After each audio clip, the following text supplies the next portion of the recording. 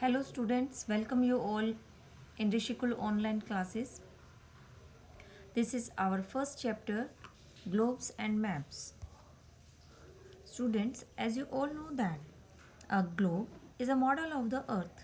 It shows the distribution of water and land on earth and the correct shape and location of continents and oceans. A globe is mounted on an axle so that it can spin just like the earth spins on its axis. But we cannot always use a globe to study the earth. This is because a large globe is difficult to carry around. A globe is small and all the details of place cannot be shown on it. We cannot make a globe for a part of the earth. Only one half of the earth can be seen at a time on a globe. So, to solve all these problems, we can use map. So students, this is map. What is map? A map is a drawing of the earth's surface or a part of it on a flat surface. Maps are useful when we want to study only a part of the earth or a specific country. Maps are more detailed and help us study smaller areas better. There are world maps as well as maps that show an entire continent, a country, a state, a city, a town, or even smaller areas. Students, the art of drawing maps is known as cartography, and the person who draws maps is known as a cartographer.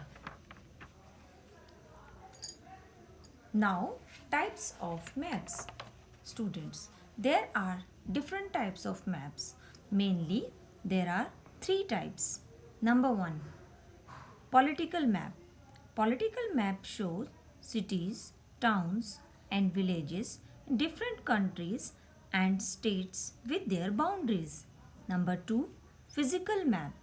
Physical map show natural features of the earth such as mountains, plateaus, plains, rivers, and oceans. And number three, thematic maps. Thematic map provide specific information such as rainfall, natural vegetation, industries, and minerals.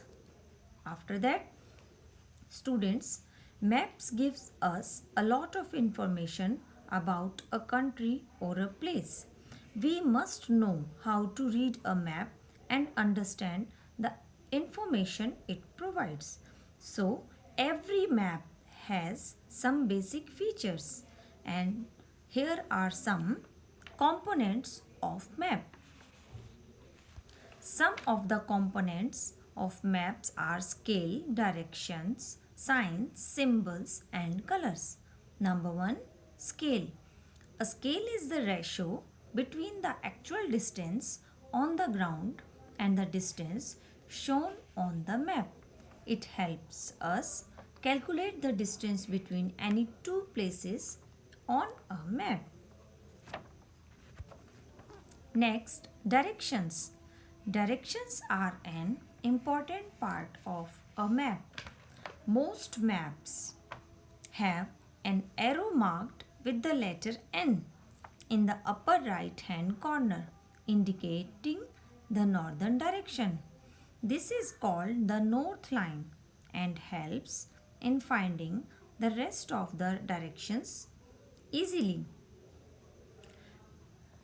The four directions north, south, east, and west they are called cardinal directions, and there are four sub directions. They are also called intermediate directions. Now, legend or key. A legend or a key lists the symbols used within the map and what they stand for. Next, colors. We use colors in map. So different colors are used in maps. Generally, maps follow a common color scheme. For example, on a physical map, water bodies are shown in shades of blue. Light blue is used for shallow waters and a darker shade of blue for deep waters.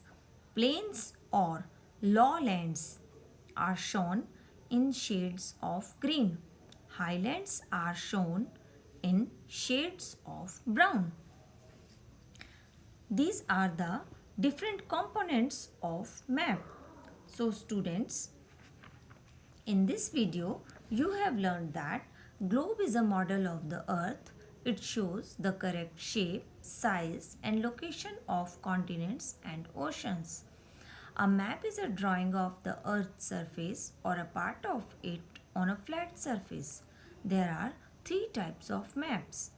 Different components of map are scale, directions, signs, symbols, legend or a key and colors. Thank you students.